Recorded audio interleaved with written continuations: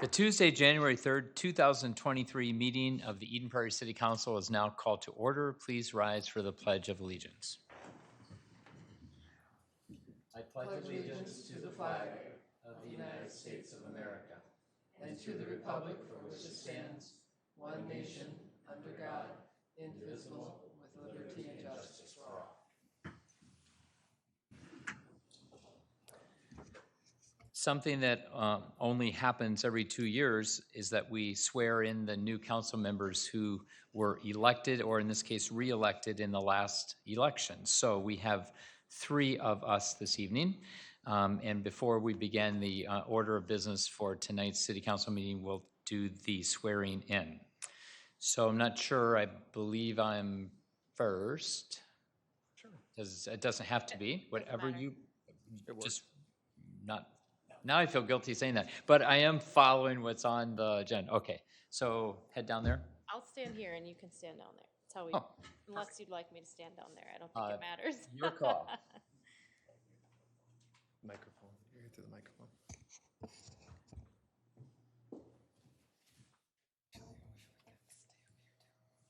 Sure. Like many of us being sworn in tonight, we had intended larger audience of people to be here, including my children and grandchildren. And with the weather, I do faithfully have my wife beside me. So thank you for being here. All right. Okay. Raise your right hand.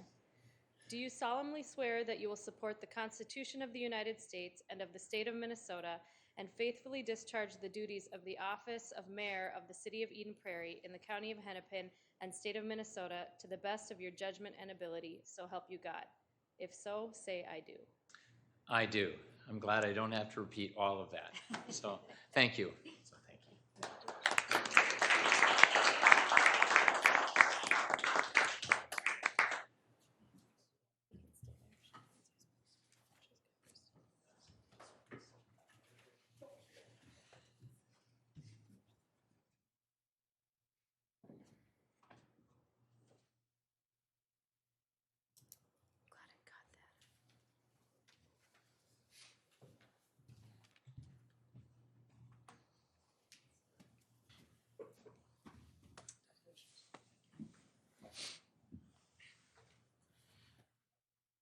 All right, raise your right hand. Do you solemnly swear that you will support the Constitution of the United States and of the state of Minnesota and faithfully discharge the duties of the office of council member of the city of Eden Prairie in the county of Hennepin and state of Minnesota to the best of your judgment and ability, so help you God? If so, say I do. I do.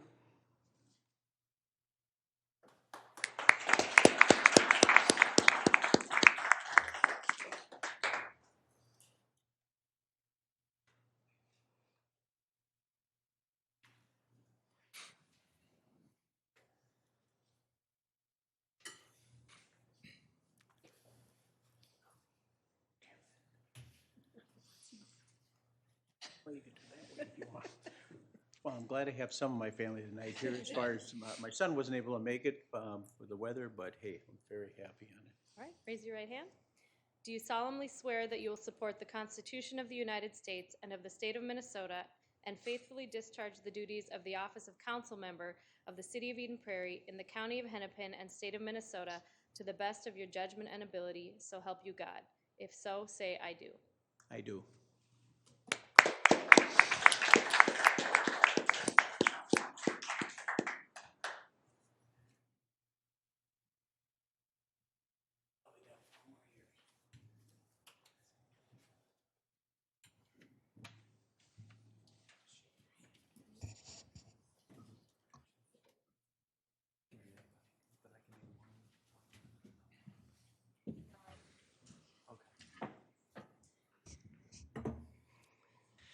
Most people realize that the city council is composed of citizen government. In many ways, volunteers. We receive a small salary, but hourly it's pretty small. Nonetheless, we don't do it for the money. I would say none of us is very much out of service for the people of Eden Prairie. So it's incredibly rewarding when an election occurs and there's 3 incumbents running that had opposition. So the people of Eden Prairie certainly had choices, depending on how pleased they were or not pleased with the work that we've been doing. And we do work hard. I know this is a very hardworking council. So to be reelected, the 3 incumbents with around 2/3 of the population was very rewarding, edifying, supportive, validating, confirming. So we just want to thank the people of Eden Prairie for giving us an option to serve again and for bestowing upon us your faith in us and trust in us. So thank you so much. So now we can proceed with a normal part of our meeting, and I typically, as mayor, read an invitation to the people of Eden Prairie to participate in an open podium. So this is an open podium invitation. Open podium is an opportunity for Eden Prairie residents to address the city council on issues related to Eden Prairie city government prior to each city council meeting, which are typically held the first and third Tuesday of each month from 6:30 to 6:55 here in the council chamber. If you wish to speak at open podium, please do contact the city manager's office at 952-949-8412 by noon of the meeting date with your name, phone number, and subject matter so that we can be better prepared for you. Open podium is not recorded or televised. If you have questions about open podium, please contact the city manager's office. So, Mr. Getcho, it's pretty exciting. We keep having these 50-year anniversaries, fire department, police department, master guide plan. I believe that was back in 18, but partly because as a city, we formed in 1963, so add 50 and then things keep coming on in the late 60s, early 70s. Same with our schools. I believe Forest Hills Elementary is celebrating its 50th later on in the spring. So the 50 number is being attached to a lot of different things. It's super exciting tonight to have it be an acknowledgement and recognition of our phenomenal police department. So Mr. Getchell, with that, I'll turn it over to you. Thank you, Mayor, and I'd like to turn things over to our Police Chief, Matt Sackett. He is going to run through a little program here for our 50th anniversary, which is kicked off within the last 48 hours. Yes, thank you. Mayor, as a member of the council, thank you for the opportunity to recognize our 50th anniversary of the police department. I have a short presentation that we'll put on the screen. It all started on January 1st, 1973, with 6 sworn officers and 1 support staff member. Our first police chief, Jack Hacking, went door to door throughout the city, asking the citizens what they wanted in their police department. The resounding theme was service. Today, we continue that service and that foundation with almost 140 employees and volunteers. In 1973, we were on the cutting edge of technology, programs, and community engagement, and it's a cutting edge of technology cars there. Today, we continue that expanding in all of those areas, learning from and growing with our community. This logo represents the hard work of our 50th anniversary committee led by our projects coordinator, Sonia Ritchie-Roy. I want to thank her and the members of the committee for their planning over the last year. Throughout 2023, we will continue to highlight and celebrate our history. I'm extremely proud of all the men and women who have served in our organization over the last 50 years, those who continue with us, and those who will follow us. We also want to thank you, our elected leaders, for your continued support of the Eden Prairie Police Department. I want to take a quick moment to thank our staff that's working tonight that was able to join us, a number of them in the back. And we also have Pauline Sager, who is on our 50th anniversary committee. She is our most experienced member of the organization and will be retiring in February after 43 years of service. So do have, again on the screen, a short video that will highlight our 50th anniversary. And should come on. January 1, 2023 marks the 50th anniversary of the Eden Prairie Police Department. I'm Police Chief Matt Sackett, and it's my honor to share with you what has happened during the past 50 years, along with some help from past Eden Prairie police chiefs. The Eden Prairie Department of Public Safety was founded on January 1st, 1973 by order of the Eden Prairie City Council. The department started with 6 officers and an annual budget of $124,000. The first police station was located in 2 rooms at the Central Fire Station at 7801 Mitchell Road. In 1983, the department moved into its new quarters just down the street at 7900 Mitchell Road. We've been in our current spot since 1994. Back in 1973, the fleet consisted of 2 marked 1973 Plymouth Fury squad cars, 1 semi-marked squad car, 1 unmarked squad car, and a marked motorbike for trails and off-road patrols. Mayor of Eden Prairie wanted me to come down to a meeting, and I came down to the fire station. Anyway, I walked in there, and they offered me the job as public safety director, so to run police and fire. And that was the first Tuesday of October 1972. And so I had to start the police department at that point and be ready to go New Year's Eve at midnight. The department started adding programs several months after it was formed. The first 13 reserve officers began their training in May of 1973. Later that year, the Crime Prevention Commission held its first meeting. Faced with serving a community that was rapidly growing and changing, the police department found that it needed to change and adapt just as rapidly. Listening to and addressing the needs of the community became a top priority and still is today. When I started with the police department, there were about 7,000 people in the city. And, you know, it was almost like you could walk door to door and meet people, you know. But it grew quite rapidly after that, and I think that was just the beauty of the job, was seeing the change and how well the city evolved through that change. We evolved not only as the size of an organization, we grew. We had to hire good people. We didn't have to hire people that had all the greatest skills technically. We can teach that. But we had to hire good people, and they had to have great interpersonal skills. And the one thing that was such a blessing for me during my time there was we had great people, and we still have great people there. We created and fostered and maintained an atmosphere where we could have fun inside the house, and we could work hard when we were called upon. And we could fill our downtime with necessary things, and we could build a great relationship with a great community. In 1981, the first K-9 unit was formed, followed by the Traffic Unit and Emergency Response Unit in 1989. In 1990, the Eden Prairie Police Department created and hosted the first safety camp, along with the Park and Recreation and Fire Departments. Also in 1990, Eden Prairie installed its own 911 system. Previously, the city had contracted with the City of Richfield to provide dispatch services. The Chaplain Program, Bike Patrol, Citizens Academy, and the Southwest Hennepin Drug Task Force were also started in the 1990s. I really don't think I ever instilled the value of service in our people. I think that was the key, was that we hired people that had that personality trait inside them. Everybody's wired different, everybody's got different skills and abilities. Some people are very actively involved in serving other people and providing service at a high level. So I don't think we ever instilled that value. I think we hired it. And they go that extra mile, they do that extra thing, and they're not doing it for the credit, they're not doing it for the letter, they're not doing it because the cameras are there, they're doing it because it's the right thing to do. The reputation is still very positive. I hear that.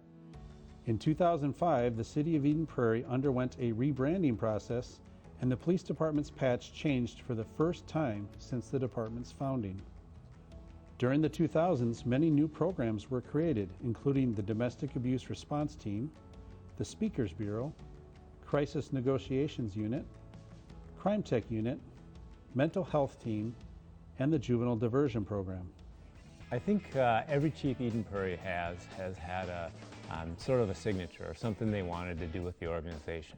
I think Jack started it out on a good foundation, and that's what he did. Keith also carried that on and really started to move us into from a small department into a larger department. And that was carried on by Chief Clark, who really orchestrated us going from a smaller organization to a large, more professional organization. Our capabilities under his tenure just exploded. And Chief Carlson sort of took on the succession plan. he started to look ahead and make sure that the right people were in the right place to take over and continue the things we do. Jim Demand served as police chief from 2016 to 2018. During that time, Chief Demand thoughtfully guided the department through a period of change that included multiple retirements. He also spearheaded an effort to combat opioid addiction in Eden Prairie. Greg Weber was the chief from 2018 to 2021, where he oversaw extraordinary challenges that included the COVID-19 pandemic and local civil unrest. The Unmanned Aerial Systems, or drone team, was formed in 2020 to help locate missing and endangered people, find fleeing suspects, and support investigative functions. In 2022, the department expanded its community outreach through a community liaison officer, a position that combines investigative duties with community liaison work, including the Eden Prairie's senior community. In addition, the department worked with Hennepin County to embed a full-time social worker in the department to assist with calls when a person is in mental crisis. Throughout the department's 50-year history, we have held strong to the commitment of providing the highest level of service to our community.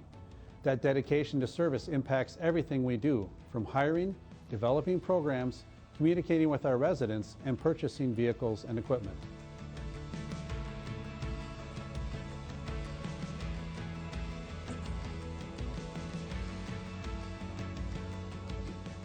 I believe that with our long tradition of excellence, our incredible staff, and the great support we receive from our residents, the Eden Prairie Police Department is poised to have another prosperous 50 years.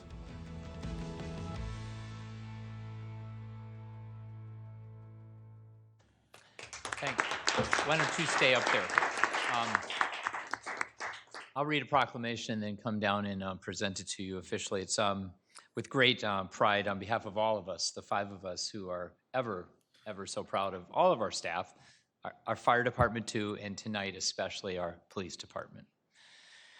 City of Eden Prairie Proclamation, Hennepin County, Minnesota. 2023 is declared as a year of celebration for the Eden Prairie Police Department's 50th anniversary.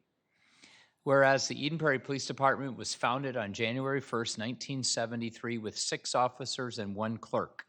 And whereas the Eden Prairie Police Department has grown to 72 sworn staff, 32 civilian staff, and 35 volunteers who are deeply committed to protecting and serving the residents of Eden Prairie.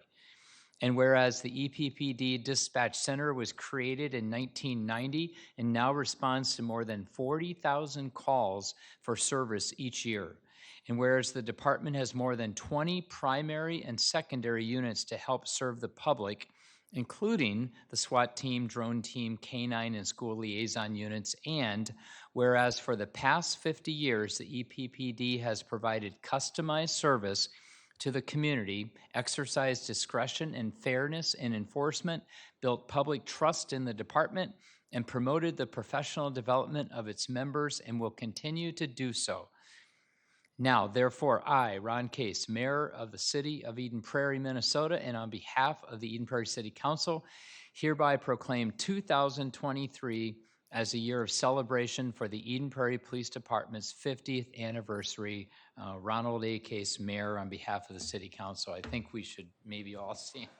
Let's just all thank you in the back.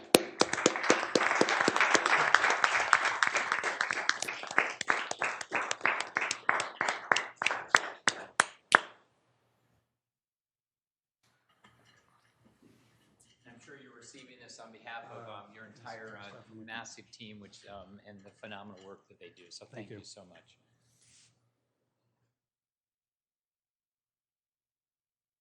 Thanks, Chief. Thanks.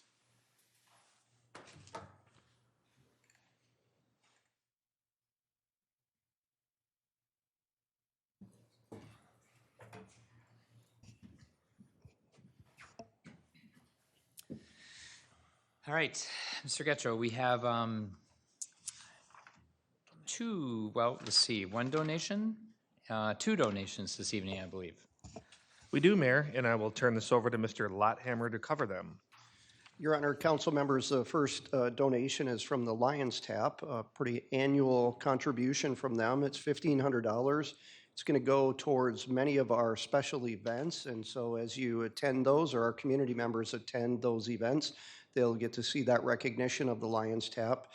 coming forward to help with our community events. Great, thank you. Lions Tap has just been such a great part of this community for so many years. Besides their phenomenal hamburger, they've just really been participatory in so many of the activities. So, Council, I'll accept a motion. Move to adopt a resolution accepting the donation of $1,500 from Lions Tap for various special events. Is there a second? Second. All those in favor say aye. Aye. Opposed. All right. Mr. Lothammer again, I believe. Yes, Your Honor, this next item is from the Senior Asset Company, and they are a $150 donation. It'll be split between 3 different senior center programs, the Garden Party, Fall Lunch, and the November Bingo event. So they will help defer some of the costs to those events. Excellent. And I make this comment every single meeting when we receive donations, that even though tax dollars pay for a lot, we can't do it all, and these donations stretch our tax dollars, so we deeply appreciate them. Council, is there a motion to accept?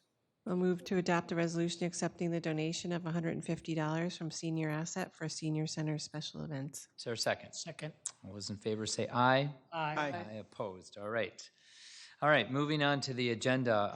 Any items that you wish to question or to even add if there's a council member report or something? Or if not, someone can move the agenda.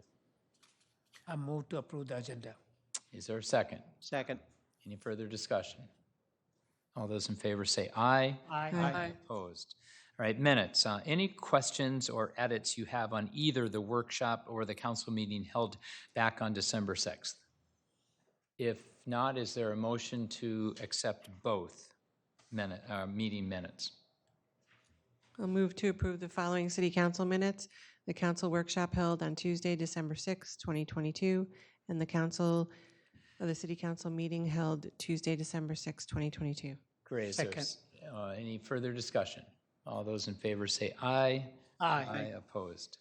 All right, we have a lengthy consent calendar because it is the first meeting of the year when many of the important, somewhat perfunctory, but nonetheless very important decisions are approved officially. So any items A to T that you wish to question, pull for the moment, have more discussion about? If not, is there a motion to approve items A through T on the consent calendar? Move to approve of the item A to T on the consent calendar. Is there a second? Second. Any further discussion? All those in favor say aye. Aye. Opposed. All right. Mr. Getchell, we have, looks like just the one public hearing this evening. It's fairly housekeeping, but I'll let you say more. Go ahead. Yes, thank you, Mayor, council members. This ordinance amendment is something that we were doing to align with state statute as it relates to council member votes on text amendment and zoning map amendment changes to the zoning code. State statute states that you only need a 4/5 vote, that's supermajority vote, when you have certain rezoning, such as from residential to commercial or residential to industrial.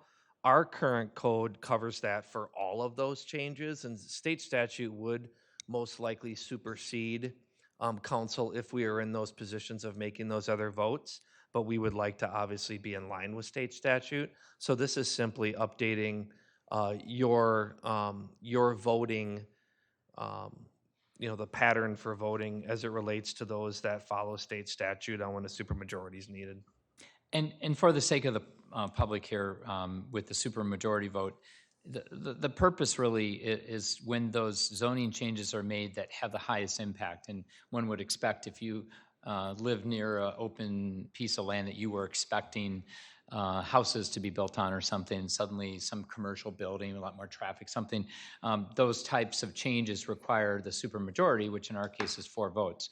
So when I think of it like a continuum when zoning is moving up or down the continuum line. So when it's moving from the more intense, it's already been commercial or industrial, and it's moving back to residential or apartments, then it would only require the 3 vote, not a supermajority.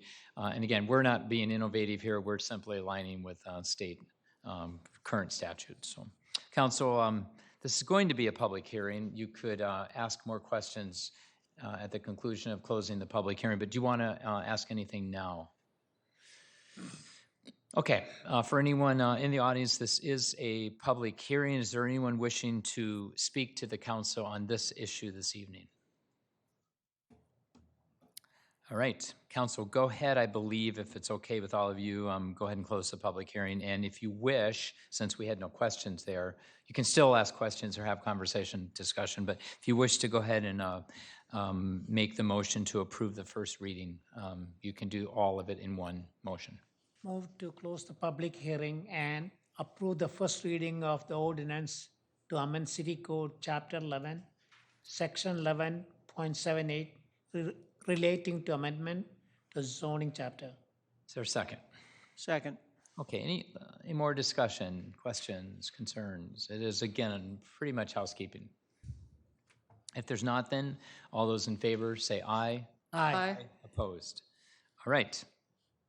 Payment of claims. Again, these are the expenditures, basically in old-fashioned way of saying it, it's the checks that get written.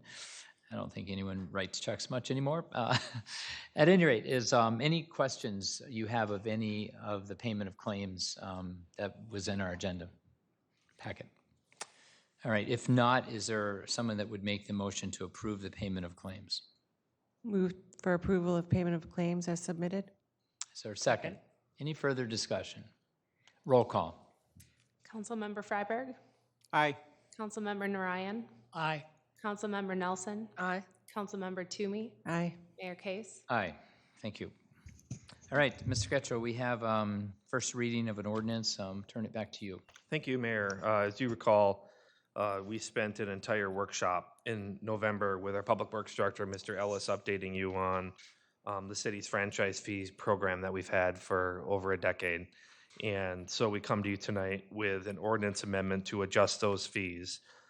As you know, this covers our entire payment management program. But Mr. Ellis has some slides that he'd like to go through and a presentation that he'd like to make.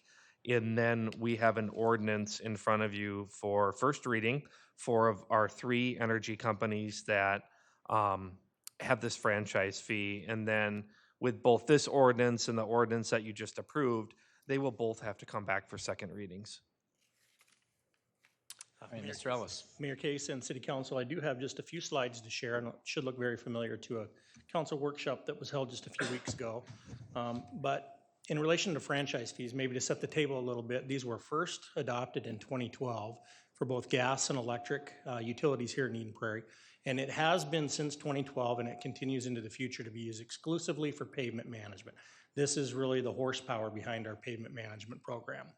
And as we went through that discussion in 2011 into 2012, the franchise fees were the preferred alternative, and primarily up against the annual street assessments, which many cities take on as they rebuild streets, do rehabilitation on streets at the end of the year. Through the public hearing process, they do the assessment. And so at the time, it was decided that this would be a better alternative than that.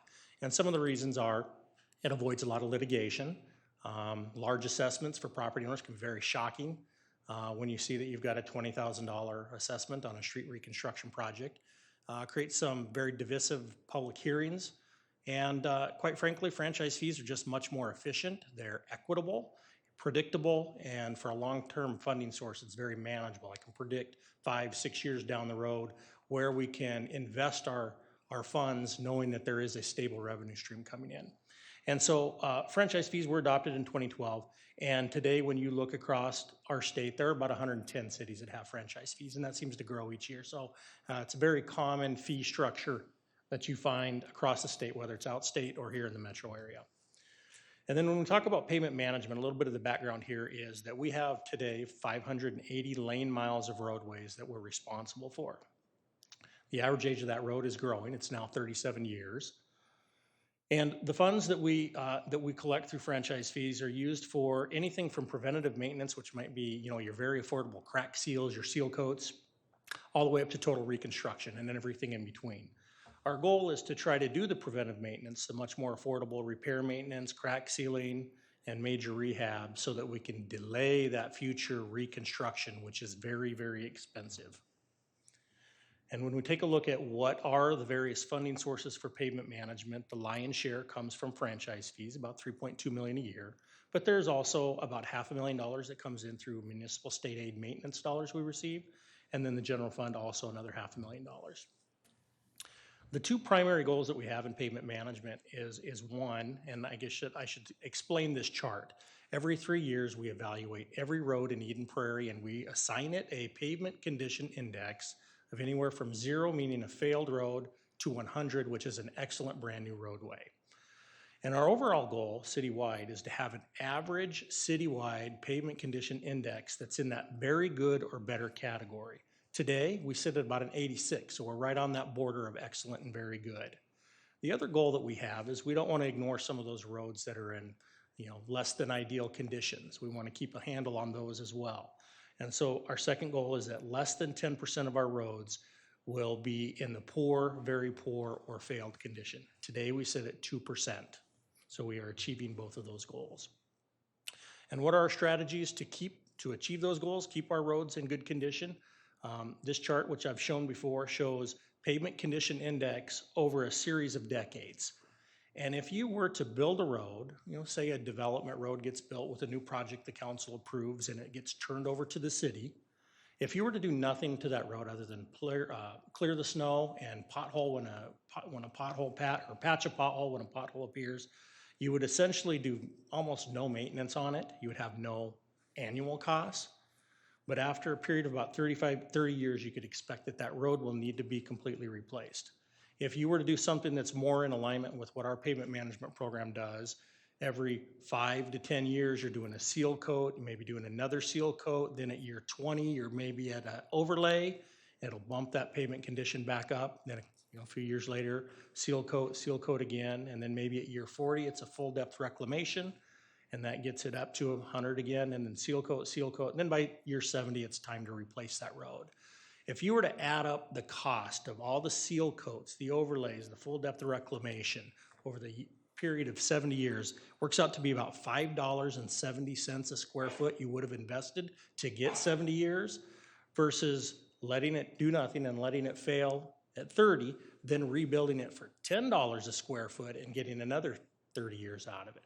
So by doing what we do with our pavement management, it's $5.70 for 70 years versus $10 for 60 years. So we get 10 more years out of it and we're doing it for about half the price. That's why we do pavement management.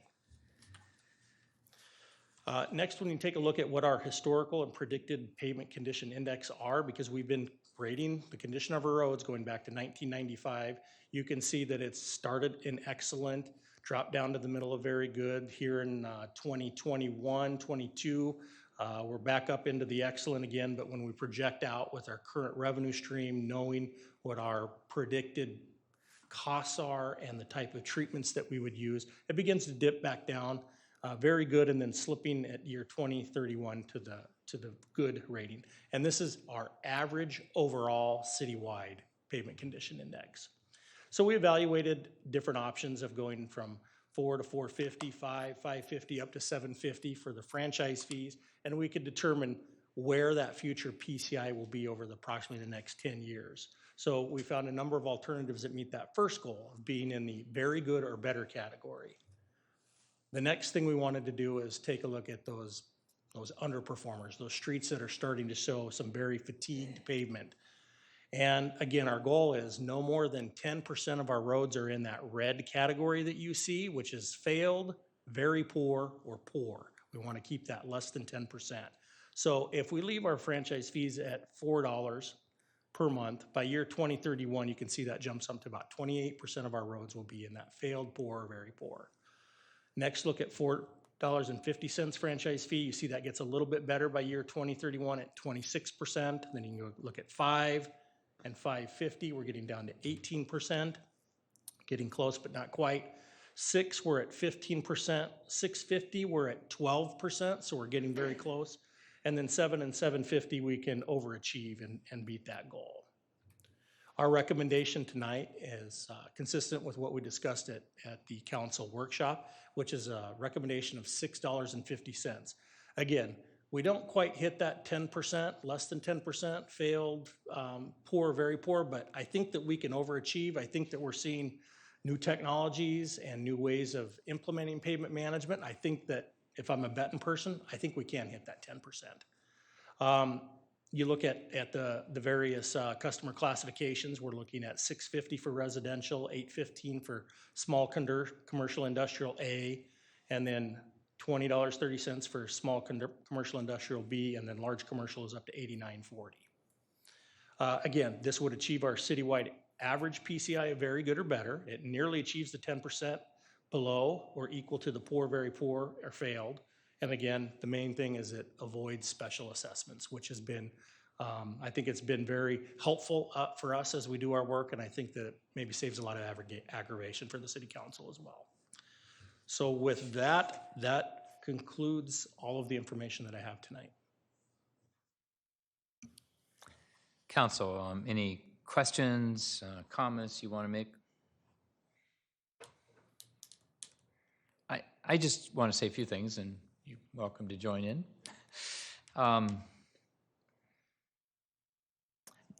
Whether it's taxes, fees, often people don't like to pay it, but they also don't like to pay large assessments. They, at one point or another, roads, pavement management, it has to be funded. Generally, cities across the state of Minnesota, probably the nation, so Robert help me here, but you can fund it 3 different ways. General fund, so every year just do whatever you have to do every year and tax everybody. I don't know exactly what that percentage is and what our taxes would be higher, but I'm guessing 3 to 4 more % than what we're paying. You can special assess it, which is what we've been doing. That's painful. I think you're low in the 20,000. I've heard some people in our neighboring cities were getting $28,000, $32,000 assessments, which can be amortized out and paid out over years, but nonetheless, it's a huge hit. And then the third way is franchise fees. So Robert, I'm going to ask you one more question, not to put you on the spot, but I've heard the $100 million figure, but if we were to somehow pay, however we want, one of those 3 different ways, for all the pavement management we need for the next 30 years, I think I've heard the number like $100 million thrown around. That's about what it would take. I think that's like $3.5 million a year or something, and maybe it's higher than that. But the point is, a big chunk of money that we representing all of you or any city council in the state has to somehow raise. Cities don't bank money. Generally, residents don't like cities to bank money and put $100 million away somewhere. So we always are forced or look at how do we fund this. And so franchise fees not only seem to be more equitable in that there are a lot of non-tax paying entities in our city that have a lot of usage of our roads, but they've never really contributed to the pavement expenses, and now through their gas and electric bills, they will. So there's that piece of it. Also, people I have found generally favor $4 or $5 or $6 a month over $32,000 special assessment, every 20 years or something. So I think all of us have received quite a bit of positive feedback on this. And I think we have phenomenal staff. When you give us the data on this, I'm so impressed with the science. So I not only believe it, but I just am so pleased that we have that kind of resource, you and your team here at the city. So I'm absolutely convinced this is the best way to fund our payment management. So, Council, anything else regarding the specific proposal here that we would make a motion for?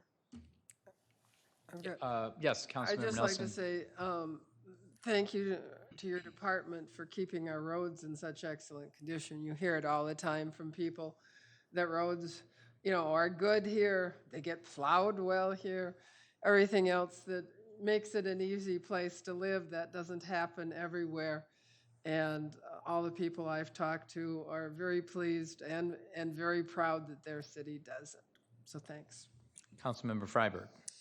I was just wondering, Mr. Ellis, when's the last time this was changed? How long, was it $4 now on residential? Yeah, I believe that was 2017, Councilmember Freiberg. 27 years? 2017 was the last time it was changed. Okay. And the only reason I'm just on, I understand the need for it, but I'm just looking at, it's a fairly good percentage you know, as far as increase, but I totally understand as far as what you were shooting for and where the need is. I just wanted to clarify that. Thank you. Councilmember Narayan. Thank you, Mayor. Also, I want to just highlight this analysis that we went through very detailed in our workshop. So some of us not asking question, not because of lack of interest in this subject, just we already know, we already went through multiple this second time. And I echo Councilmember Nelson's comment that, you know, you guys do an awesome job. Thank you. You know, and not to, I won't name any cities, we could, but there are cities in the news quite regularly, and two that come to mind within the last month, who are desperately trying to get property taxes raised to fund just really deteriorating roads. And there's a couple cities in our state that are quite known right now for having poor conditions on many, if not most, of their roads. And I don't blame any of those city councils. It's just tough, especially some of the larger cities. That being said, we are known for really good roads, to Councilmember Freiberg's point, and or maybe both. Nelson. Thank you. Didn't mean to leave you out there or not acknowledge you. And I'm proud of that. And I am going to disparage one city that's not in our state, just as an example. I love Laramie, Wyoming, and my son just graduated with a doctorate from that school. That being said, when I'm out there, and I've been out there 4 or 5 times, they do not redo their roads. They simply put another layer on top. And over time, it just builds up and builds up so that there are these big 4-inch gaps going down into the curb. It's horrible. And it just shows you an example when you do not choose to reinvest in your cities or in your pavement management processes, it catches up with you. So I want Eden Prairie, you know, you've got it down to about 2031, and I want it to be way beyond our time here into the 2040s and 50s, that we will be known as a city that maintains and manages well its assets and its amenities, which continue to keep people wanting to live here, and it's a high-quality place to live. That keeps home prices high. You know, it's all around a good working situation. So, again, in the context of all that, I think this just really makes perfect sense. I'm very proud of this when I go to sometimes parties and we're talking and people are from other cities and they're complaining about a $32,000 tax assessment. I'll say, well, let me tell you how we do it in Eden Prairie, because I think this is, well, I think it's brilliant. I don't know if that, you say 110 other cities are brilliant as well, but I think it's brilliant the way we do it. All right, Council, you can still ask questions or comments after a motion. No, I just Councilmember have Toomey. one quick Please. comment. Just thank you for your presentation and thank you for your leadership and your initiative in helping us. And I echo what Councilmember Nelson says. It's Totally. just great. Thank you. I echo what you said too, even though I thought it was Freiberg, but that's okay. No. Ready to make a motion on it. then. Okay, go ahead. Councilmember Nelson, you've earned the right to make the motion. Move to approve first reading of an ordinance amending franchise fees for Xcel Energy and approve first reading an ordinance amending franchise fees for CenterPoint Energy and approve first reading of an ordinance amending franchise fees for the Minnesota Valley Electric Cooperative. Is there a second? Second. And we do have just a small percentage of homes that have the Minnesota Valley Electric Cooperative. That's why that's in there, just in case someone's questioning that.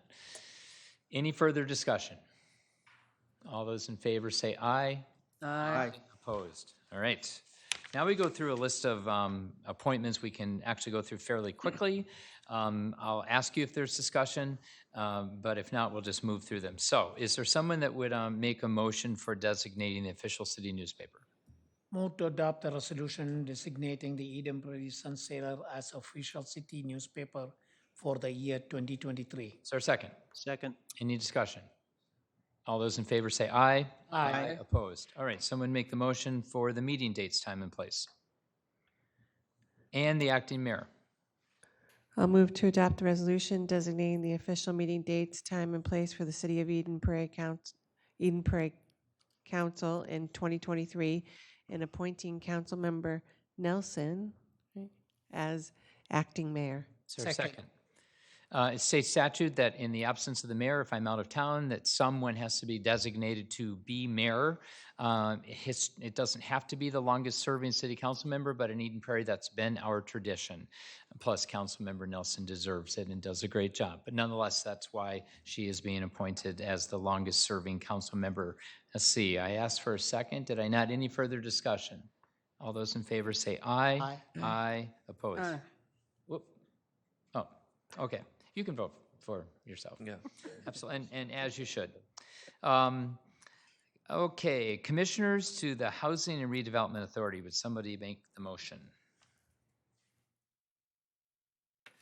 Move to adopt the resolution appointing city council members to serve as commissioners for the Eden Prairie Housing and Redevelopment Authority and appointing Ron Case as chair, Rick Getchow as executive director, and Councilmember Nelson as secretary for the calendar year 2023. Second. Is there further discussion?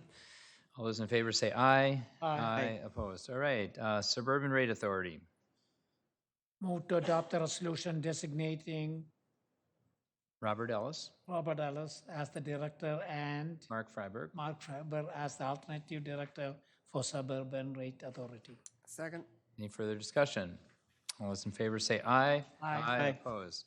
All right, delegates and alternates to the NLC. Just maybe keep going down the line, just keep it moving. Is that okay, Councilmember Nelson? Yeah.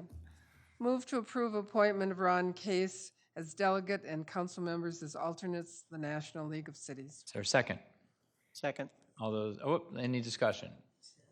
All those in favor say aye. Aye. Aye. Opposed? Aye. Okay, all right.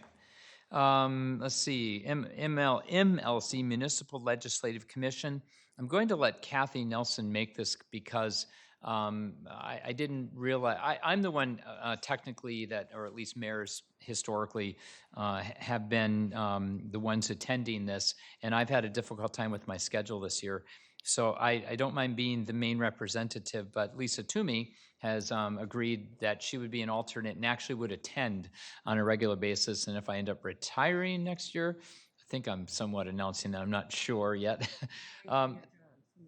Oh, good point. I would be retiring from my day job, my United Health Group position, not mayor. I'm going to continue being mayor. At any rate, I would have more time in my schedule, but up until that point, it would be great, Lisa, if you would be the alternate. So, Kathy, would you make the motion? Move to appointment of Ron Case as our representative and Lisa Toomey as our alternate representative to the Municipal Legislative Commission. Is there a second? Second. And by the way, Lisa was asking for a possibility of a couple more opportunities, and it made sense. I'm not leaving the rest of you out. We tended to have a few more. Okay, I'm feeling, I'm not guilty here. I'm just explaining. All right. All those in favor then signify by saying aye. Aye. Aye. Opposed? All right. Southwest Cable Commission. Somebody, let's see. I don't know where I should probably not do this one. it's fine. It truly is. We don't have a lot of us to be on anything, so. Move to approve the appointment of Mark Faber to the Southwest Cable Commission. Second. All right, any discussion? Well, at that point now, let's have a big discussion on this. I'm kidding. All those in favor say aye. Aye. Opposed? All right. I-494 Corridor Commission. Let's go to Mark now. Move to appoint the appointment of Lisa Toomey to the I-494 Corridor Commission. Is there a second? Second. Any discussion? All those in favor say aye. Aye. Opposed? All right. This is the best one. It is the best one. Can I do this one? Can I do this Statutorily, this must have been something way back in the 1800s. The mayor of each community in the state of Minnesota is the official weed inspector. You will not see me around your homes if you're listening in. I'm not going to go out and be the weed inspector on a daily basis. Therefore, we appoint an assistant weed inspector. So would somebody make that motion? Can I, all right, move to appoint Carly Sitch as Assistant Weed Inspector for the City of Eden Prairie. Second that. Second. All those in favor say aye. Aye. Opposed. Phew. That responsibility is off my plate. Moving on to the municipal representatives to the Fire Relief Association. Is there a motion? I'll move to adopt the resolution appointing Kathy Nelson to and Finance Manager Tammy Wilson to the Eden Prairie Fire Relief Association. Is there a second? Second. Any discussion? All those in favor say aye. Aye. Opposed? All right, Southwest Transit Commission. Move to appoint, PG and Ryan. Is it? Oh, because he's already on it. Mark Freiberg, I apologize. Go ahead. move to appoint Mark Freiberg to the Southwest Transit Board as Eden Prairie appointed representative for a 2-year term to end December 31st, 2024. Second that. Okay. By the way, PG's on a different cycle then, right? So is he on an odd year cycle or is it just a different 2-year cycle? They're every other year, so PG would be up next. Got it. Perfect. All right, any further discussion? All those in favor say aye. Aye. Opposed? All right, good job. I don't think there's any other appointments, correct, Mr. Getchell? So Correct, Mayor. it looks like, is there anything else to come before the council this evening? There is not, Mayor. Council members, is there a motion to Move to adjourn? adjourn the city council meeting tonight. Is there a second? Second. All right, any further discussion? All those in favor say aye. Aye. Opposed? The first meeting of 2023 is adjourned.